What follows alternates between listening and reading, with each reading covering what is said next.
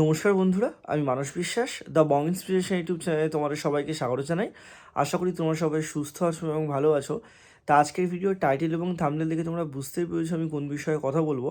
তা আজকে আমি তোমাদের কথা বলবো ডব্লিউবিপিএসসি দ্বারা সংগঠিত ক্লার্কশিপ 2023-এর পার্ট 2, যেই পরীক্ষাটা তোমরা 28শে ডিসেম্বর দিলে, সেটা কবে তার রেজাল্ট বেরোতে চলেছে, কবে তোমাদের টাইপিং টেস্ট হবে এবং এর ফুল প্রসেসটা কবে কমপ্লিট হবে। তা ভিডিওটা একটু ধৈর্য সহকারে পুরো দেখো, এবং যারা যারা আমার এই চ্যানেলে নতুন, তোমরা অবশ্যই কিন্তু চ্যানেলটা সাবস্ক্রাইব করে পাশের বেল আইকনটি ক্লিক করে রাখো। তোমরা অনেকেই ভিডিও দেখো কিন্তু সাবস্ক্রাইব করো না, তো তোমাদেরকে বলবো তোমরা চ্যানেলটা সাবস্ক্রাইব করে রাখো। এখানে তোমরা অথেন্টিক আপডেট কিন্তু পাবে ডব্লিউপিএসসি, কেপি, ডব্লিউপি ছাড়াও রাজ্য কেন্দ্রের অন্যান্য সমস্ত সরকারি চাকরির।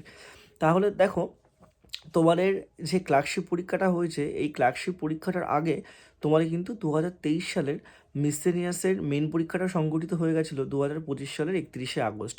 তা পিএসসির প্রাক্তন চেয়ারম্যান স্যারের কাছে যদি এই রেজাল্ট সম্পর্কে জিজ্ঞাসা করা হয়, তার আগে তোমরা এইটুকু জেনে নাও, তিনিও কিন্তু জানিয়েছেন যে অনেকটা দেরি আছে, এখনও কিন্তু খাতা দেখা শুরু হয়নি।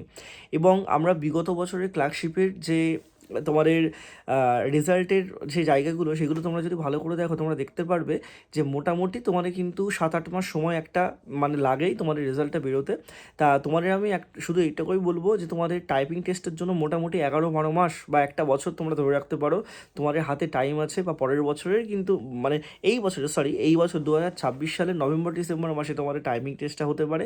এবং তোমাদের যদি মানে কি বলবো, পিএসসি যদি একটু দ্রুত কাজ করে, তাহলে কিন্তু তোমাদের এবছর পুজো যেহেতু একটু লেটে, পুজোর আগে তোমাদের ক্লার্কশিপের যে রেজাল্ট সেটা কিন্তু বেরিয়ে যেতে পারে।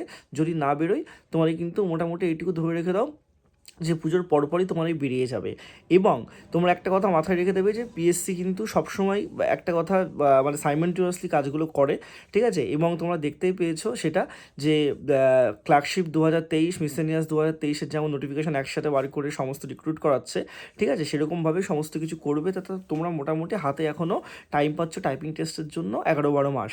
এবং তোমাদের এই রেজাল্টটা কিন্তু আমি আবারও বলছি যে তোমাদের মোটামুটি ধরে রেখে দাও সেপ্টেম্বর-অক্টোবর মাসের দিকে কিন্তু 2026 সালে বা এই বছর দেবে, ঠিক আছে।